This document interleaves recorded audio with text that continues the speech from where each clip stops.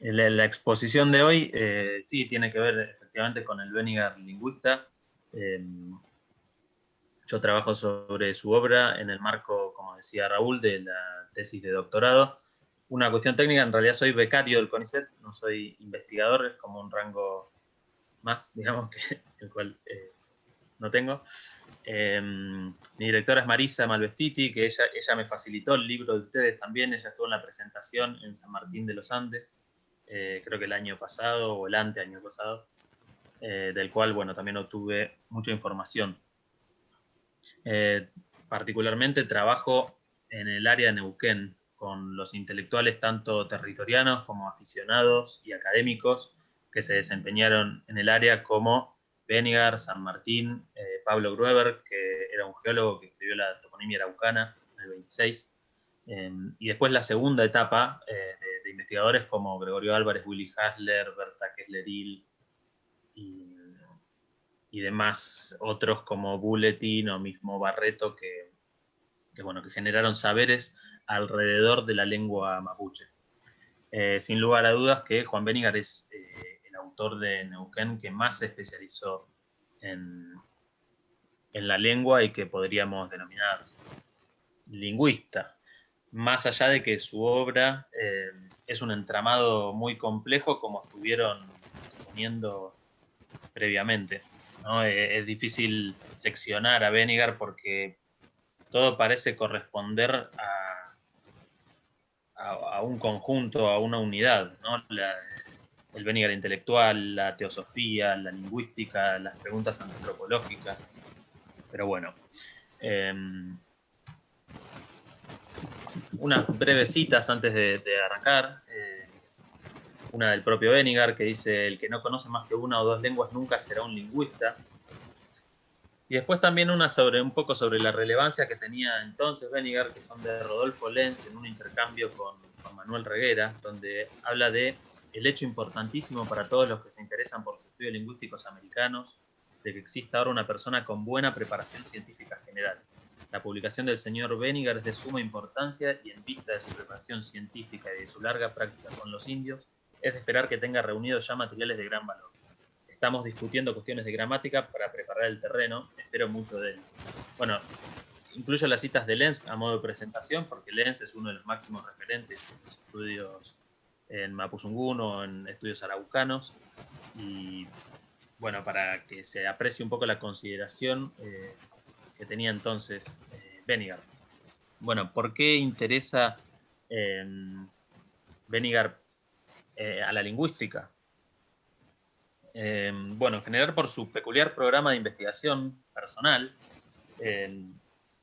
Cabe destacar que no desarrolló sus estudios en el marco de ninguna institución.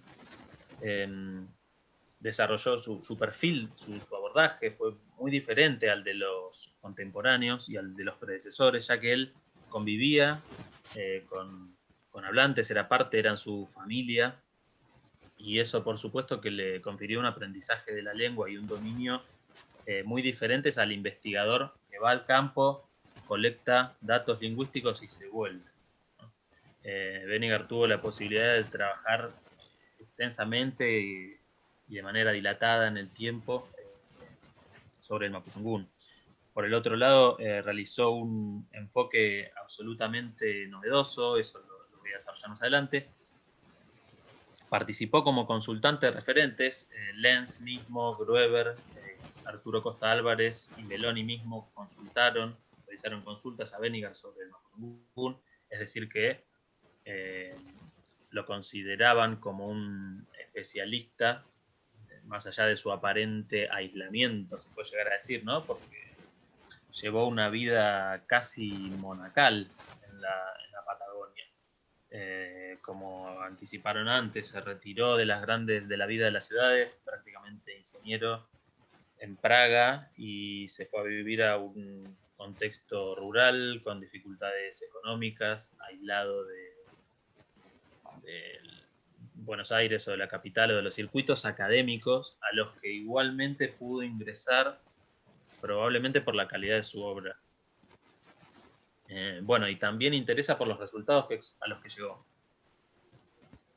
La relevancia de su obra podemos decir que la podemos establecer en la actualidad a partir del valor de los datos lingüísticos que no envejecen, es decir, todos los datos que podemos recuperar de la obra de Deniger son muy valiosos, no es que se pasan... tengo que admitir a dos personas. Perdón, ahí está. No es que se pasan de moda como sí pueden ser determinadas teorías lingüísticas. La recuperación de proposiciones teóricas que el autor consultó y que muchas no han sido abordadas, y también la recuperación de elementos lingüísticos de lenguas minorizadas, es decir, para los estudios de Mapudungun actuales, recuperar significados o lexemas, palabras, etcétera, que quizás quedaron en desuso o quizás cambiaron de significado con el tiempo o se han gramaticalizado, es decir, que pierden sus sentidos significativos y pasan a tener sentidos gramaticales. Todo eso lo podemos inferir a partir de un trabajo de documentación. Por eso es importante recuperar y poner en valor de alguna manera al Deniger lingüista. Hay una dificultad para trabajar con su obra. Una de ellas es la dispersión, ¿no? Su obra, para tener una metáfora, digamos, es como un rompecabezas que se nos ha como desarmado, o lo tenemos completamente desarmado y desgastado, con piezas perdidas, no sabemos bien dónde, y van apareciendo, vamos encontrando distintas piezas, pero no sabemos tampoco cuál es la figura original de ese rompecabezas. No es que sabemos que tenemos que armar un caballo. No, tenemos un rompecabezas y tenemos índices o indicaciones, podríamos llegar a decirle, que a veces resultan confusas y a veces no. Por ejemplo, nos dicen acerca de ese rompecabezas que el autor hizo un gran diccionario, o el diccionario más grande, que escribió un libro completo de gramática. Bueno, muchísimas cosas alrededor de su obra que hablaba, bueno, y alrededor de su persona, que hablaba 14 o 15 lenguas. Y eso a veces pasa que cuando intentamos armar ese rompecabezas no nos coinciden los datos que vamos encontrando con las piezas que tenemos. Entonces, en esta dispersión hay que hacer una reconstrucción apoyándonos en base a los comentarios, sin despreciarlos en absoluto, pero también en base a lo que hay, ser realistas y ser justos con los datos que tenemos y con lo que decimos. ¿Qué hay hecho sobre los análisis lingüísticos de Deniger? Muy poco sobre su puesta en valor, digamos. Al haber poco estudio alrededor de eso, eso dio lugar a estas especies de mitos que se generaron alrededor de su obra. Eso no le quita en absoluto grandeza al autor, pero sí, a partir de un análisis, podemos entender que el autor sí está situado en un marco de tradiciones académicas, si se quiere llamar de esa manera, que hay mucha originalidad en su propuesta, pero también hay motivos de época. No es todo una invención descomunal del autor, sino que también hay influencia principalmente europea en sus abordajes. Y bueno, la idea de hoy es un poco tratar de poner un poco en valor y decir, bueno, ¿qué se pudo más o menos hasta ahora o construir a partir de las piezas que tenemos? Bueno, para los análisis de las lenguas tenemos diferentes niveles, si vamos de lo más pequeño a lo más chico. Encontramos en las producciones de Deniger que recopiló léxico, es decir, listas de palabras, que hizo un estudio sobre fonología, esto lo voy a ver un poquito más adelante, morfología, sintaxis y semántica, son las categorías de la lengua que él analizó. Después hay si lo dividimos en momentos, podríamos decir que hay un tercer momento donde ya el autor hace teoría gramatical y un cuarto donde hace etnolingüística con base gramatical. Esta vendría a ser como un armado posterior que hacemos nosotros respecto de lo que encontramos de su obra. Pero yendo un poco para atrás, bueno, nos preguntamos por qué las lenguas.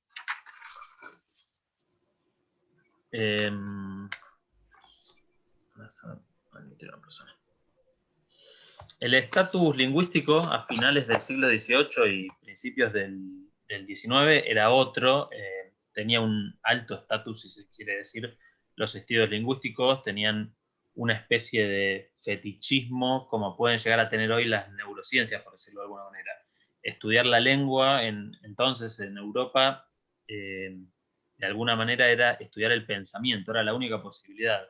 Entonces, estudiar las reglas de cada lengua presuponían muchos autores que iba a llevar a entender el pensamiento del ser humano.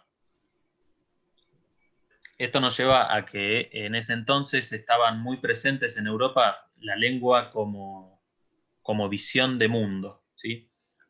Podemos referir la cita de von Humboldt, que dice: el lenguaje desempeña un papel constitutivo en los procesos de pensamiento, o mismo la cita de Wittgenstein, la conocida cita que dice: los límites del lenguaje son los límites de mi mundo.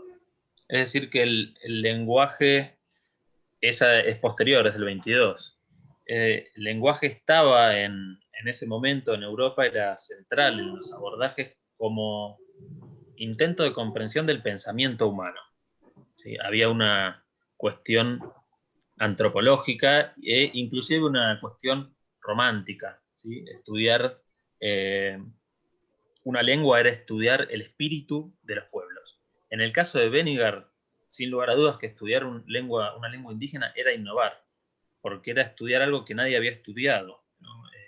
Sobre todo desde su perspectiva. Cuando él llegó acá se encontró con otras cosas, pero desde su perspectiva, venir desde Europa a estudiar una lengua indígena del sur del continente era algo bastante novedoso per se. Y en el caso de estudiar muchas lenguas, significaba de alguna manera la posibilidad de entender el pensamiento, digamos, o todos los pensamientos del ser humano. Lo que subyacía acá en estas concepciones que estoy mencionando es que Europa era como el centro de la evolución de las lenguas, ¿sí? Entonces, estudiar distintas lenguas, lenguas egipcias, lenguas indígenas, lenguas, bueno, de todo, asiáticas, implicaba entender la estructura de pensamiento de seres humanos en estado de inferioridad, digamos, ¿no? Que en ese entonces no era necesariamente peyorativo, era un evolucionismo que casi paternalista, pero no tenía una cuestión necesariamente peyorativa como la podemos ver hoy. Eso sí, leyendo la obra de Weniger uno se da cuenta. No es que él tilda a los araucanos de primitivos de forma denigrante, sino como que están en un escalafón de la evolución casi natural de la especie. ¿Qué pasaba? Humboldt, que nombraba recién, presuponía que las lenguas más avanzadas eran las lenguas flexivas. Él decía que la perfección supone flexión. La flexión en las lenguas, en general en muchas de las lenguas europeas, no se daba, por ejemplo, en el mapuzungún, que es una lengua aislante, que es un término para categorizar a las lenguas que repiten morfemas, es decir, repiten estructuras para funcionar y a la vez se aglutinan, es decir, que en una palabra tenemos muchos conceptos. Se suponía entonces que esa forma aglutinante del araucano, del mapuzungún, era una forma imperfecta, previa en la escala de la evolución, por lo tanto, estudiarla era el acceso al pasado del pensamiento humano. Entender una lengua así primitiva era entender el pensamiento del hombre primitivo, ¿no? Entonces, las lenguas como sistemas de operaciones, además, lo que hacen, además de tener reglas, ¿sí? Si yo quiero usar un pasado, me enseño a tal regla para que me entiendan, un futuro a otra, también codifican el tiempo, el espacio y la causalidad. Las lenguas nos permiten hacer esas operaciones, que son operaciones propias del ser humano y de la lógica, en el caso de la causalidad. Entonces, no es casual justamente que Benniger quisiera realizar ese tipo de estudios en una lengua no estudiada, porque también era de alguna manera ir por la gloria, si se quiere, ¿no? Era descubrir un campo, era presentar a Europa un campo inexplorado. Y una de las novedades del abordaje de Benniger es que su pregunta de investigación era más bien antropológica, ¿sí? Y él pretendía responder a lo que era el ser humano en términos existenciales o en términos como especie a partir de la lingüística. Por eso lo denominamos como etnolingüista a Benniger. Bueno, una de sus citas más conocidas que voy a leer dice: si emprendí su estudio de la lengua araucana, ha sido porque suponía que esta gente primitiva encierra en su modo de ser muchas riquezas que pueden ayudar a resolver el enigma de nuestro ser. El pasado y el futuro del hombre es todo lo que nos interesa, su origen y su fin, y sin esto no habría ciencias. Y así creía yo que el araucano, que se encuentra en un estado de desarrollo, por el cual también nosotros pasamos en épocas lejanas, podría proporcionarme la solución de muchas cuestiones que se relacionan con nuestro pasado, con nuestro estado presente, con lo que nos espera, con nuestro intelecto.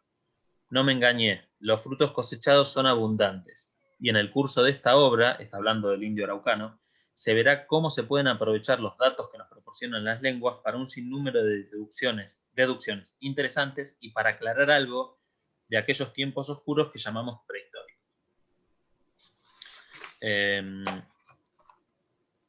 Es decir, el autor estaba interesado en la historia de la especie humana, no en la historia social, sino en la historia casi biológica, si se quiere. Y también en el futuro, es decir, si yo reconstruyo de dónde venimos y el camino que recorrió la mente del ser humano para llegar a ser el ser evolucionado europeo que es decir, yo tengo el punto 1 y ya tengo el punto 2, que soy yo, en el caso de Benniger, voy a tener el 3, o puedo hipotetizar para dónde va el ser humano como especie. También había mucho fetichismo alrededor de eso, ¿no? Hacia dónde vamos como especie. Esta dualidad, esta dualidad entre sociedad primitiva y occidental, creo que algo comentó Raúl la semana pasada, y mentalidad lógica y mentalidad primitiva, son conceptos de Lévi-Bruhl, o que Lévi-Bruhl también estaba trabajando entonces, y también Boas, ¿no? Recordemos que Boas en 1911 publica La mente del hombre primitivo. Es decir, que eran conceptos de época, en este caso. Bien. El contexto intelectual, digamos, en el cual Benniger se insertó, es el del americanismo. Uy, perdón, ahí va. Es el del americanismo.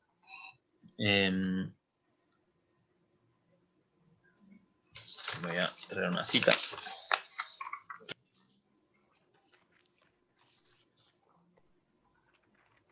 El americanismo era una corriente que estaba de alguna manera de moda en Europa, que consistía en estudiar principalmente desde enfoques antropológicos todos los aspectos del hombre americano, desde el norte hasta el sur. En paralelo a ello, bueno, un montón de investigadores, como algunos que mencioné, y otros como, por ejemplo, en Argentina, puede ser Robert Lehmann Nietzsche en el Museo de la Plata y demás, vinieron desde Europa atraídos por el otro, ¿sí? Había una curiosidad de saber quién era ese otro indígena, de estudiarlo y de generar conocimiento alrededor de ello. Eso eh, era lo desconocido, ¿sí? Entonces, por un lado, previo a la obra de Bennigar, tenemos los aportes que en general ya el caldo, digamos, que estaba generando el americanismo. Por el otro lado, tenemos al araucanismo, que sí, que también es americanista en su raíz, pero también incluye otro tipo de estudiosos, como son los misioneros, que estudiaban la lengua para evangelizar, como pueden ser, por ejemplo, Félix de Augusta o, bueno, Havestad, que mencionaban hoy, que comentario así al paso, me parece que en el libro Neuquén de Félix San Martín, que publica una parte del Chilidubú de Harstad, creo que es la primera traducción al español, porque esa obra de Harstad la escribe en latín, y, y Félix San Martín, con un cura en Buenos Aires, o no sé bien con quién, logra logra llevar adelante esa traducción y bueno, fue un paso bastante importante, ¿no? Porque brindó accesibilidad, algo que entiendo que hasta el día de hoy no se ha realizado más que esa breve aporte de San Martín. Eh, y bueno, Habstad, Febrés, Félix de Augusta son misioneros religiosos que para evangelizar aprendían la lengua porque necesitaban evangelizar en lengua araucana, por supuesto, y para ello necesitaban aprenderla y elaboraron diccionarios y gramáticas, ¿sí? Félix de Augusta, en el prólogo de la gramática, dice: la presente obra ha sido escrita por orden de Bucardo de Rottingen, prefecto apostólico de las misiones capuchinas de la Araucanía, y tiene por objeto iniciar en el aprendizaje del idioma mapuche a los misioneros que se ocupan en la conversión de los indios. Estos misioneros, digamos, eh, produjeron estos textos con los que los autores como Bennigar o Rodolfo Lenz eh, también utilizaron como base de sus estudios. Si ustedes toman cualquier estudio de Bennigar, pueden ver cómo referencia siempre a Augusta, a Lenz, a Febrés y a Habstad, para contrastar en el caso de la recopilación del léxico y demás, y además él le agrega, en algunos casos se puede observar la posibilidad de contraste con los propios araucanos, que eso por supuesto que no lo tenían a mano ni Augusta ni Lenz, que hacían un trabajo puntual y después tenían una vida en la ciudad, ¿no?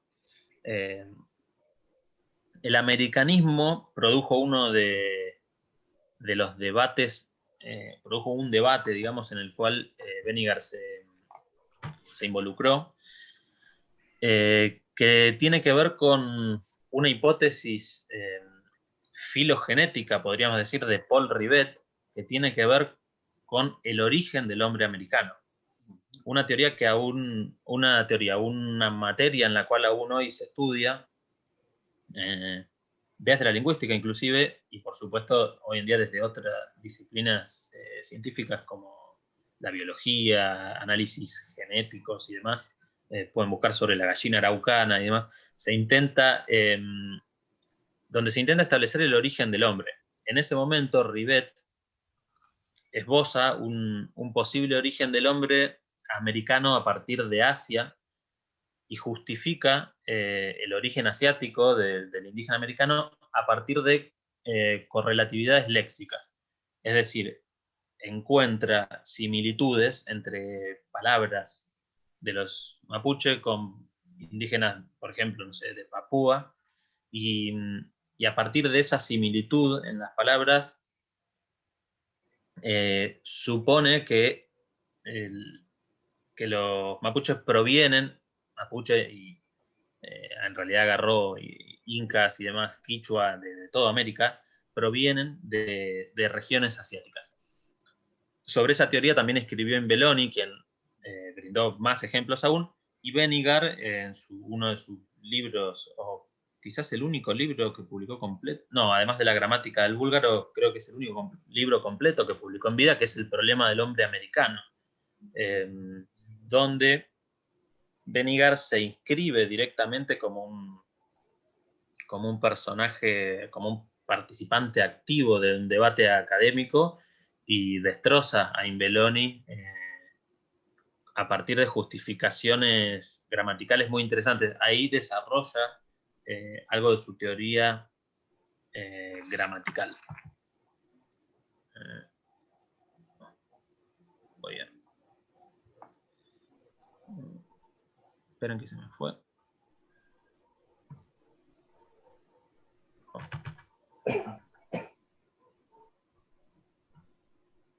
Bien.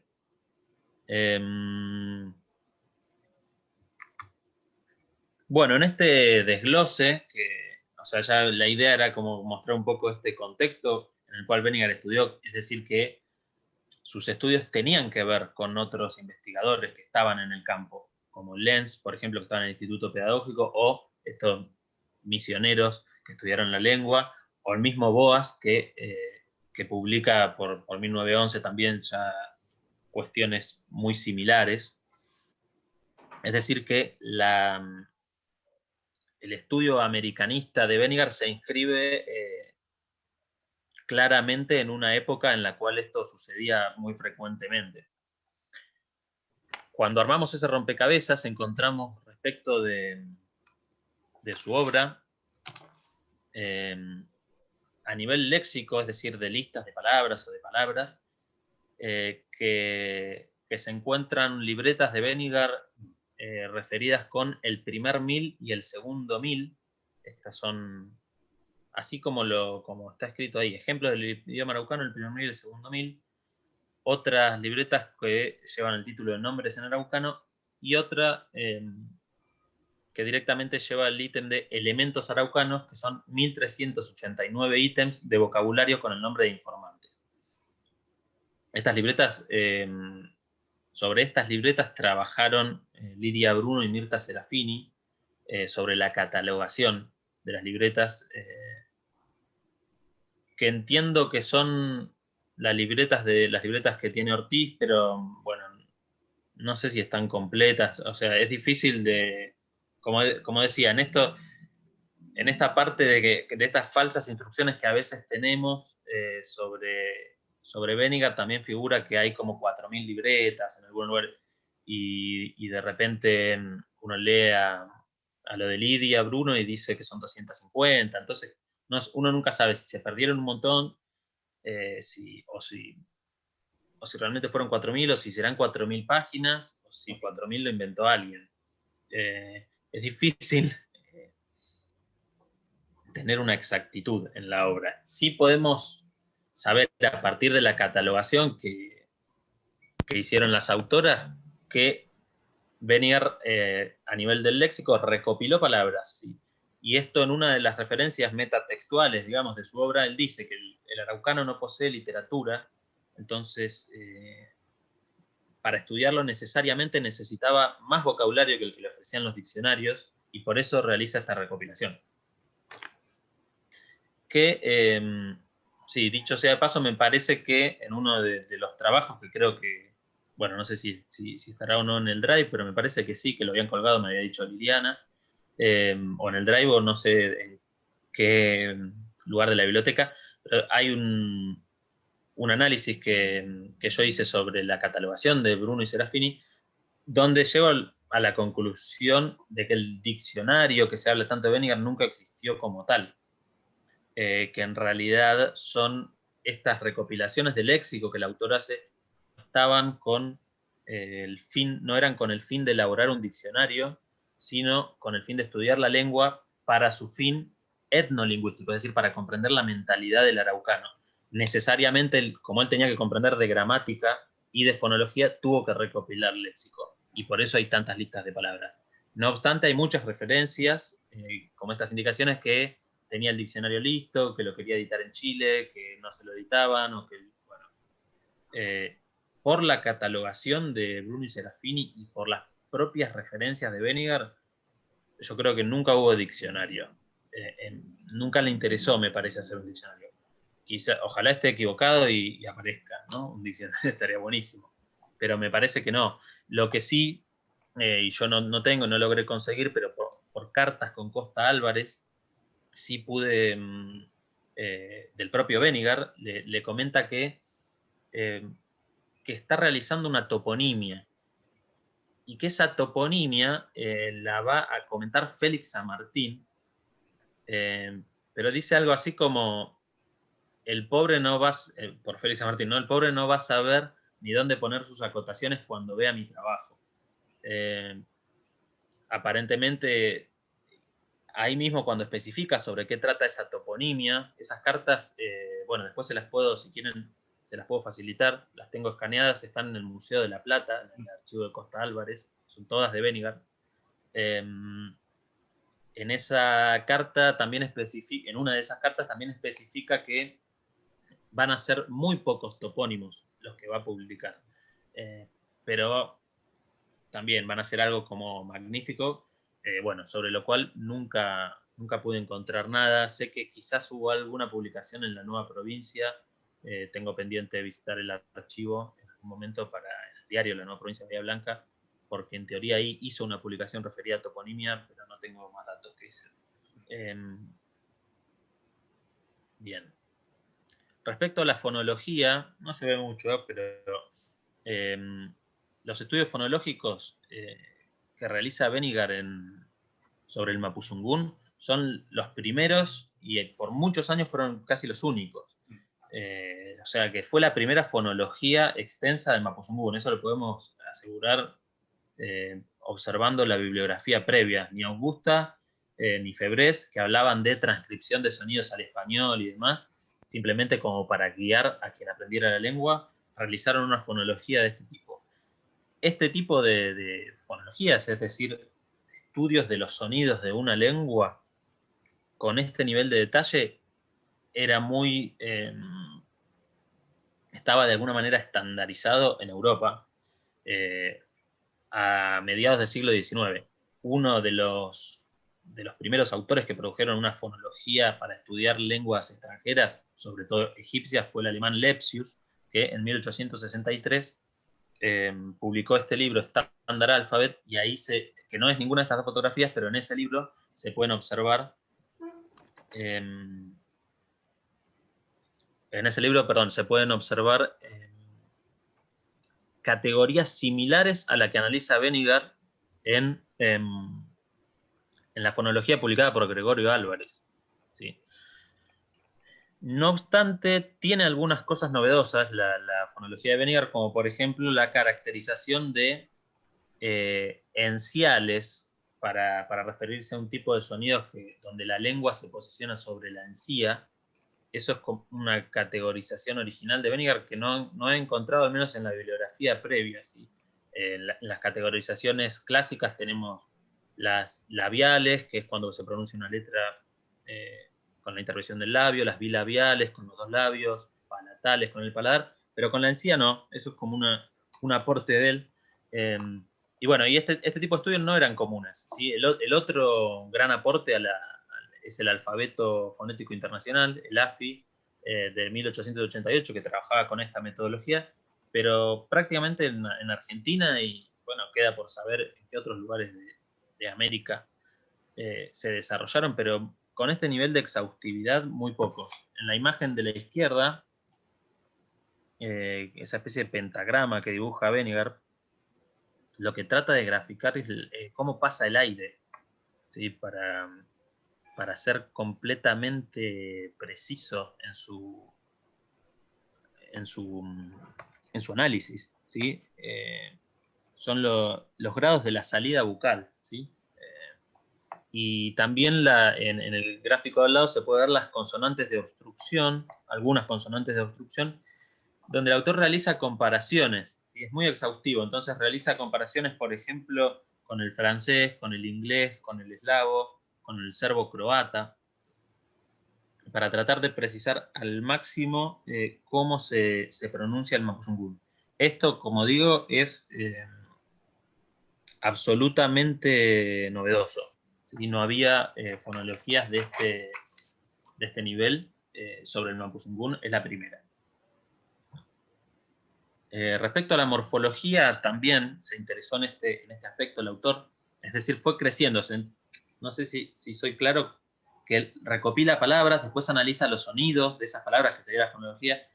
La morfología sería cómo se forman las palabras. Entonces tenemos estos estudios, deducciones generales para las partículas transicionales, elementos del lenguaje, palabras y partículas. Las partículas es un término de Augusta, o que utiliza Augusta, que son, por ejemplo, para pluralizar se utiliza el pu en el mapuzungún. Entonces, si uno dice mañum, dice gracias, y si quiere decir muchas gracias, dice pu mañum, muchas gracias.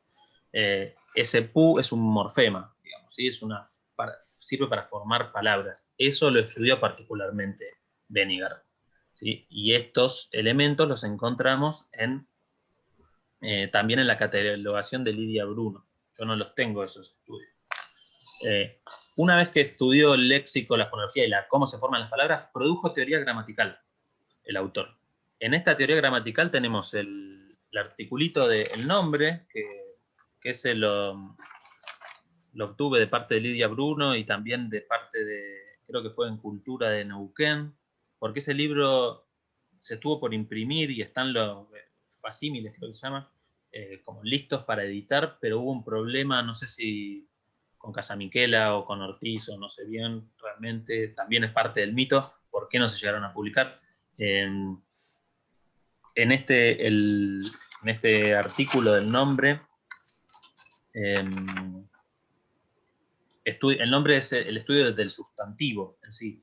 Habla de los sustantivos primitivos y derivados, o simples y compuestos, y analiza cómo esta lengua es aglutinante, es decir, que para formar palabras pega distintas morfemas, analiza cómo se deben considerar cada palabra, cada partícula intercalar, es decir, las partículas que van en el medio o las pospositivas que van al final, es decir, que constantemente está interesado en entender, Benigar, cómo funciona esta lengua, cómo esta lengua se hace entender, cómo esta lengua funciona con una lógica.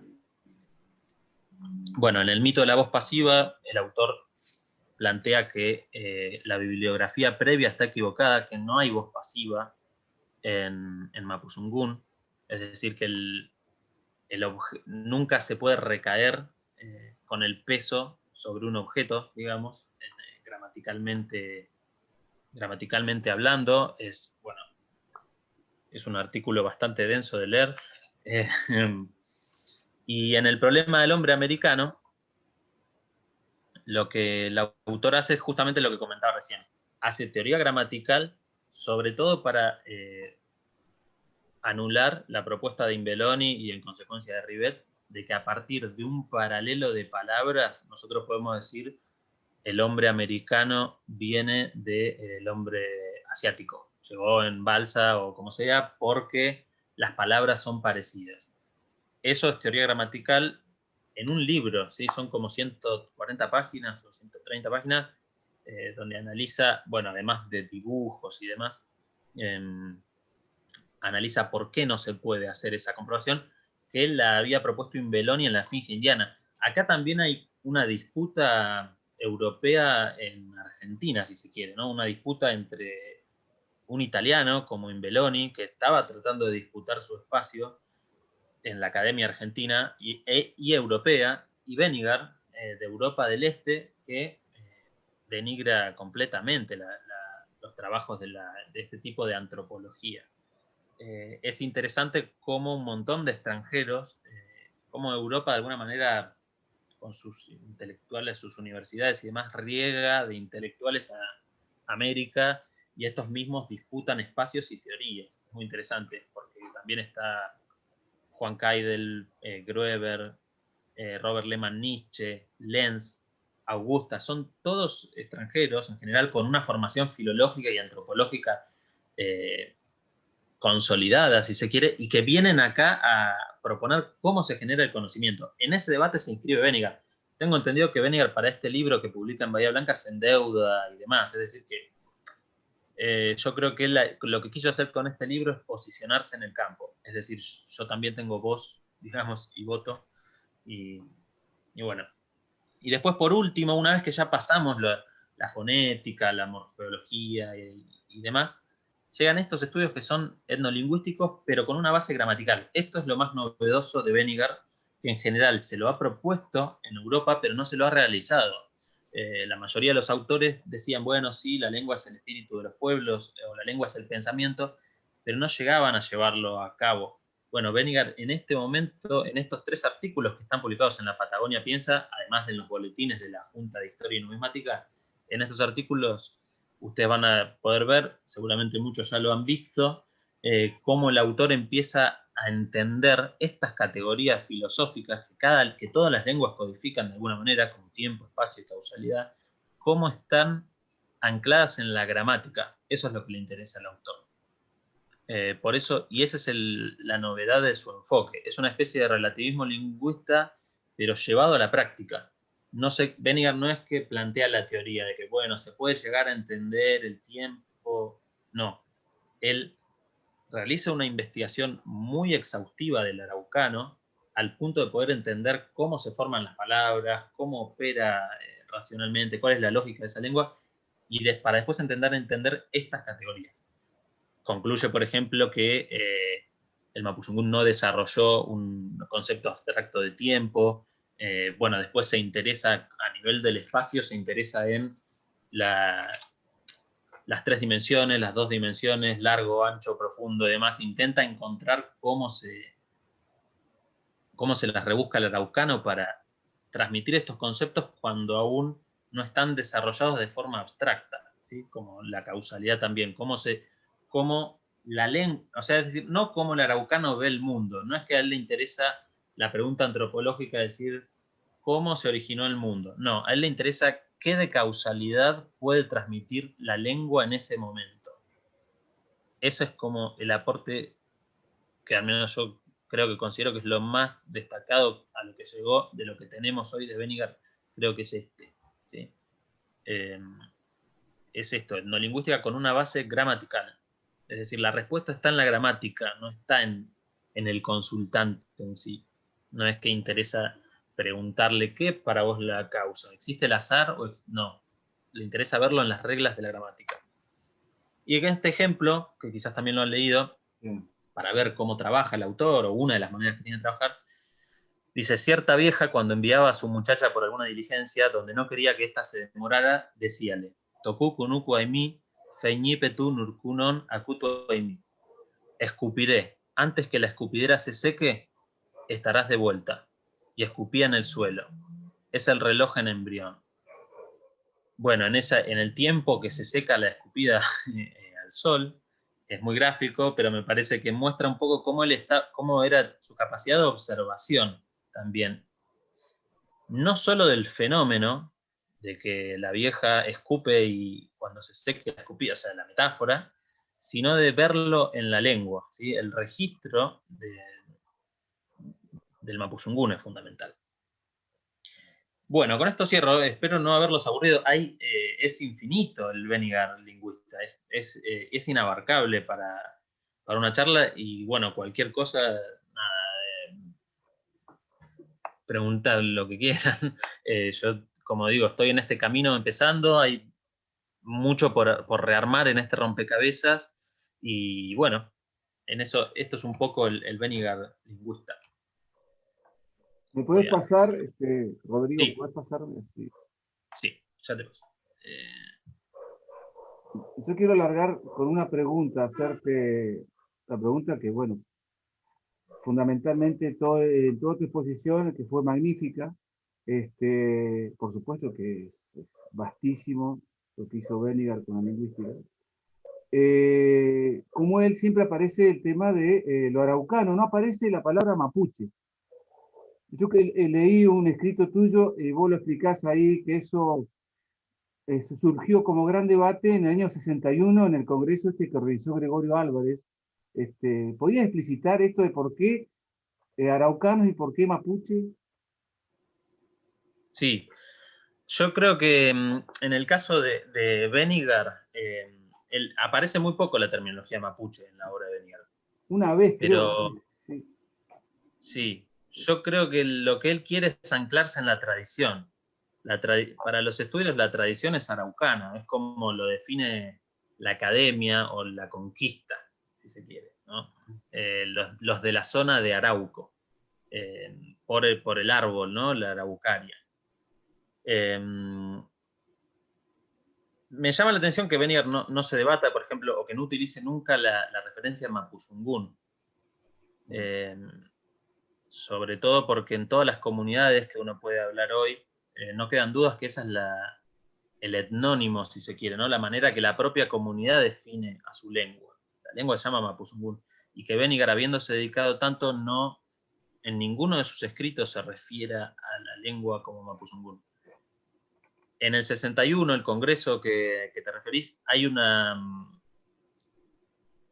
intento de revalidación, digamos, de la palabra mapuche por sobre araucano, porque araucano es una denominación que le da el extranjero al mapuche, y en ese intento de revalorización hay una discusión para intentar, digamos, recuperar ese nombre. No sé si respondo Sí, eh, sí.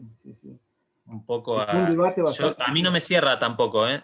Lo único que creo, mi conclusión es esa, es que yo creo que como él se integró a un campo y el campo habla sobre araucano, él no lo dudó. También él tiene cierta decepción, no sé si seguramente, obviamente han leído, eso otra parte del mito Benigar, que no se sabe bien por qué viene estrictamente a Argentina y por qué se va tan rápido para el sur y demás. Está como esa carta de que un sabio alemán había dicho que estaban por desaparecer las comunidades, la ideología esa de que todo estaba por desaparecer. Entonces él vino como a rescatar un poco eso. No cierra tampoco del todo. En uno de sus libros él se nombra decepcionado porque no hay hablantes que hablen solo araucano. Es decir, que ya está contaminado, como si él hubiera querido, en eso me da la sensación que él hubiera querido encontrarse en un mundo puramente indígena, que no encontró. Eh, pero, bueno, parte del mito, ¿no? Difícil de descifrar por qué el autor va con los araucanos. Hay, bueno, muchas teorías al respecto, pero Sí, sí. Bueno, Isidro ahí hace un comentario. Dice, no sé, no tiene el micrófono por ahí, no sé por dónde anda. Bueno, lo leo, Isidro. Buen día. De la obra de Havestad se puede ver completa y bajar en facsímil en Memoria Chilena CL, sí. La única traducción del latín y del mapudungún o chiledugú es la parte séptima, el viaje y mapa del Neuquén Norte. Parte traducida por San Martín, que vos dijiste, parte de unos investigadores y parte mía. Completo en castellano y comentado está el viaje entre Santa Fe, Chile y Malargüe y de vuelta en mi página Neuteca.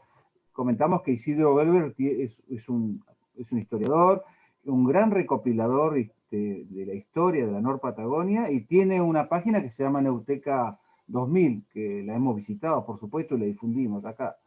Y dice, referente a Araucano Mapuche, Benigar tiene un artículo en el Congreso de San Martín de 61, donde prefiere hablar de Araucano y no Mapuche. Eso es lo que dice,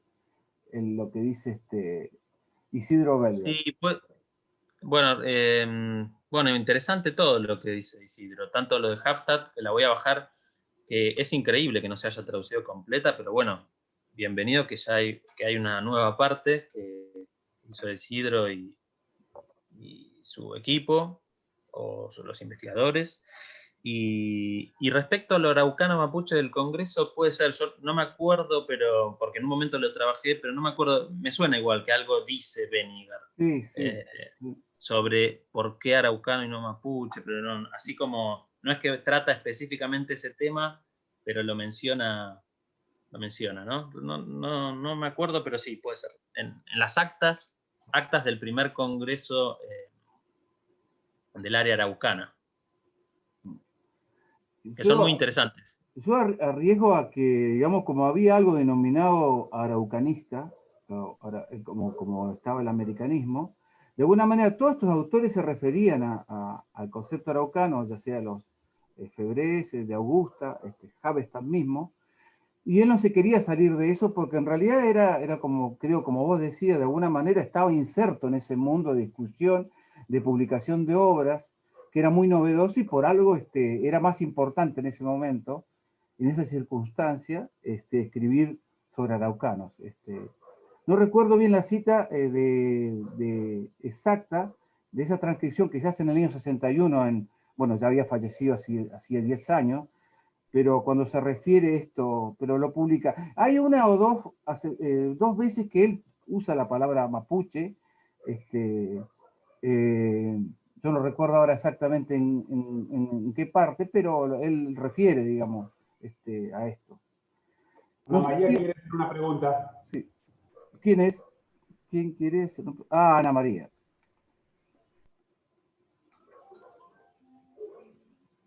Hola, Ana María, Retirada. ¿puedes hablar? Está silenciada. Pero está más fuerte.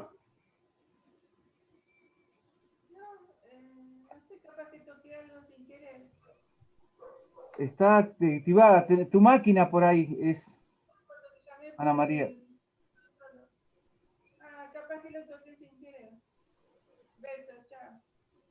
¿Se escucha bien ahora? Ahora sí.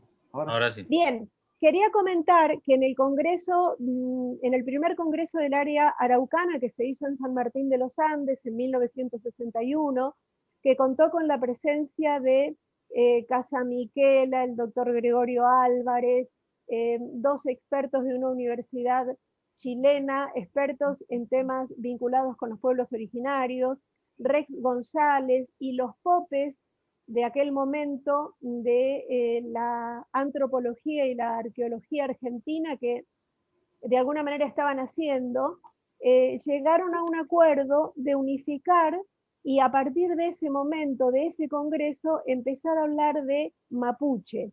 Y de ahí en adelante se dejó de usar, por lo menos masivamente, el término araucanos y empezó a usarse mapuche. Están las actas en los 3 libros que que editó la provincia de Neuquén, está en las actas este compromiso de todos los asistentes. Quería hacer esa acotación cuando Rodrigo estaba haciendo el comentario.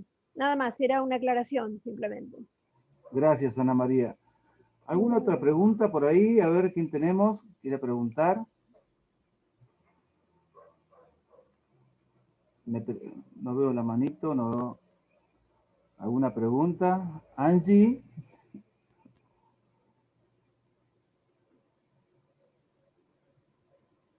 Hola, ahí activé mi micrófono. Bueno, excelente, me encantó todo lo que nos comentó Rodrigo. Yo venía charlando con Raúl respecto venía como un poco ya haciendo algunas conclusiones respecto al lenguaje y porque a mí me llamó mucho la atención que Benegar tuviera conocimiento de 14 idiomas, ¿no? Entonces, como esa riqueza de conocimiento lingüístico le permitía a él poder interpretar mejor y hacer este trabajo que era, bueno, su pretensión, ¿no? Que era conocer en profundidad las comunidades indígenas de este territorio a partir de su estructura lingüística. Y a mí me parecía como esto que decías al principio, ¿no? Que está todo como muy relacionado, porque bueno, él desde la teosofía integraba todo, ¿no? Integraba, era su objetivo de vida estaba en función de eso también. Y a mí me llamó mucho la atención esto de ver cómo todo ese conocimiento que él traía de Europa venía y lo volcaba aquí pero desde la práctica, o sea, no era como desde estar involucrado, digo, ¿no? Involucrado en la comunidad, practicándolo constantemente al Mapuzungún. Y bueno, y eso, cómo lo iba registrando, y la dificultad que había, porque nosotros recordamos que básicamente estamos hablando de un lenguaje que era exclusivamente oral, ¿no? Entonces se basaba en la oralidad, entonces pasarlo a lo escrito y traducir esa oralidad a la escritura, creo que dio muchas variantes también ahí. Sé que hay distintas maneras de escribirlo al Mapuzungún. Por ejemplo, él, allí en la gramática que muestra don Gregorio, y eso te quería preguntar, señala, por ejemplo, el uso de la W, ¿no? El uso de la W y la fonética también de la R, que dice, bueno, como que tiene que salir de la garganta, y es algo que dice, bueno, en el castellano cuesta muchísimo, todo ese trabajo de la W, de la I, de la U. Bueno, eso, si podrías hacer vos por ahí algún comentario, si has estudiado respecto de esto, de estas maneras de escribirse, que entiendo que hay también hay diferencias según las regiones, ¿no? De las comunidades mapuches, hay una diferencia. Sí. No me acuerdo específicamente ahora los nombres, bueno, por eso te quería preguntar. Sí. Bueno, existen diferentes formas de transcribir la lengua. Como decís vos, es una lengua que no tiene escritura, y los distintos autores la fueron creando a partir de los estudios, ¿no? Autores e instituciones también.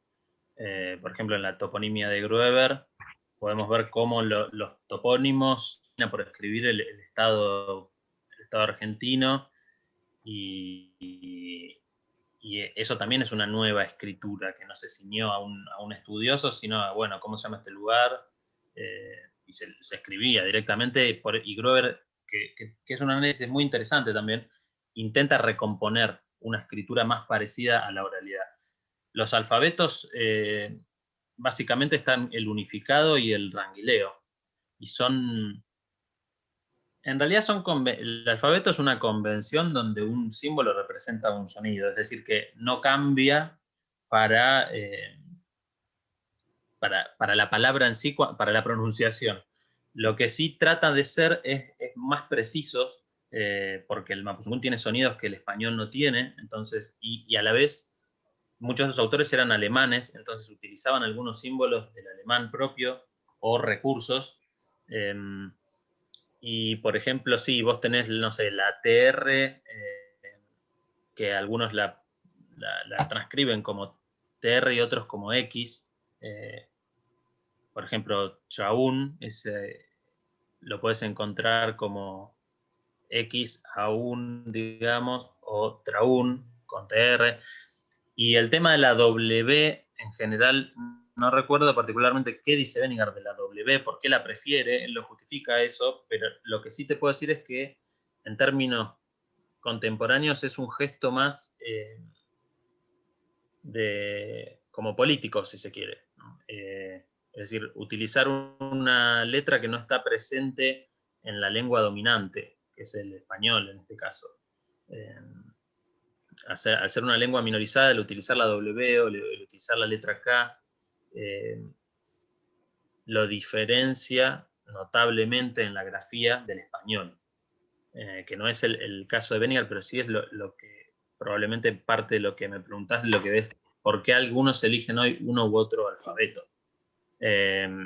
Y bueno, las diferencias que plantea Bennigar con Augusto y demás, que viste que están las Ns esas que están invertidas, es simplemente para tratar de acercar al lector, porque en ese momento no había un grabador. O sea, Bennigar mismo en el Indio Araucano dice que sería interesante contar con la posibilidad de grabar, pero no había. Por eso lo que yo mostraba del alfabeto fonético y lo del Lepsius también, lo que tratan es de desarrollar a partir de signos gráficos cómo se pronuncia. Es muy difícil transmitir un sonido a partir de un papel, ¿no? Es como yo te doy esto y vos tenés que interpretar Claro. cómo se pronuncia esa ch, y que es muy del araucano. Entonces, bueno, ahí surgen esos debates que son interesantes. Bueno, vamos a darle la palabra a Daniel, hace rato que estás queriendo hablar. Hola Daniel, ahí tenés que activar tu audio. Sí, bueno, muchas gracias Raúl. En realidad, más que una pregunta, es fundamentalmente por mi parte como uno de los miembros de este equipo de investigación que venimos trabajando, celebrar totalmente esta presencia de Rodrigo, darle la bienvenida, porque como te habrás dado cuenta, nos hemos constituido como un equipo muy, muy unido, muy cercano. Y realmente, bueno, por mi parte es decirte bienvenido al equipo de investigación de los benigarianos. Eso por un lado. Y otra, celebrar también los numerosos puntos de contacto que veo, y en este caso lo digo a título personal, vos desde la perspectiva lingüística y yo lo hago desde una perspectiva, digamos, más teórica, de otras teorías, digamos, no propiamente lingüísticas, aunque intervienen algunas teorías lingüísticas en lo que yo trabajo, y justamente por eso celebrar los numerosos puntos de contacto de nuestras investigaciones. Que bueno, que espero que puedan aunarse de alguna manera y cada cual con su recorrido instrumental, pero también en lo metodológico encuentro numerosos puntos de contacto. Así que no voy a establecer en este caso puntualidades, porque bueno, creo que hemos abundado en puntualidades en ambas exposiciones, pero sí espero justamente, digamos, el desarrollo futuro, digamos, de ese contacto. Así que bueno, me encanta, digamos, haber escuchado esta exposición. Eso es lo que tenía ganas de decir. Bueno, gracias, muchas gracias. A ver. Sí, ojalá que podamos trabajar en conjunto. Y lo decía al principio, ¿no? Y bueno, creo que también lo comentó Raúl cuando expuso. Es difícil que él decía que intentaba dejar de lado la parte lingüística porque todo está relacionado, ¿no? Es muy difícil diseccionar a Benigar porque todo parece ser parte de una unidad como medio indivisible. La dividimos para estudiarla, pero inclusive charlando con Liliana Horst en Aluminé, ella también hacía énfasis en distintos aspectos biográficos, que me decía, fíjate, la importancia del año en que muere la esposa, la tramitación del pasaporte, no sé, un montón de datos que también influyeron en su obra, cuando sopesás biografía y obra, es interesante ver eso. Y también, por ejemplo, creo que este caldo de cultivo que trae de Europa, ella, bueno, eso tenía bastante más claro que yo, y estos movimientos como medio antipositivistas, esta disputa que había entre el positivismo y el antipositivismo europeo, que también está en Benigar y también está en esta cosa de lengua, pensamiento, lengua, espíritu. O sea que el Benigar intelectual, el teosófico, el ingeniero, el obrero, el lingüista, es uno. Así que sí, seguramente vamos a poder trabajar en conjunto porque es el mismo Venegas, está buscando siempre en lo mismo. Bien. ¿Alguien más quiere trasladar una pregunta, hacer una pregunta? ¿Tienes preguntas en el chat, Raúl? Sí, Mónica Mate dice, Benigar pregunta, estudia solo el aspecto oral, ¿verdad? Dice, no analiza la escritura, no toma el grafemario como estudio, ¿verdad? Bueno, justo dice que de eso estaba hablando un poco Angie. Pero, sí, no, él no se focaliza en estudiar un grafemario o no lo problematiza al grafemario como tema.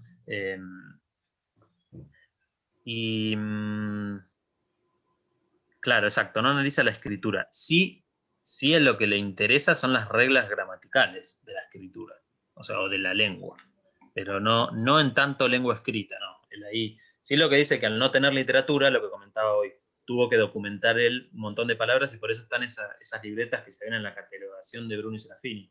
El primer 1000, el segundo 1000, nombres araucanos, documenta y documenta. Bien. Isidro, bueno, Isidro hace un comentario, lo leo. Casamiquela en el Congreso impulsa la propuesta de Erice. En cuanto a otros puntos interesantes, se refiere, por ejemplo, a la propuesta del señor Erice, para que la voz mapuche reemplace a la voz clásicamente empleada de araucano, odiosa en cierto modo para este pueblo, cuando mapuche es el gentilicio que los araucanos usan para denominarse a sí mismos.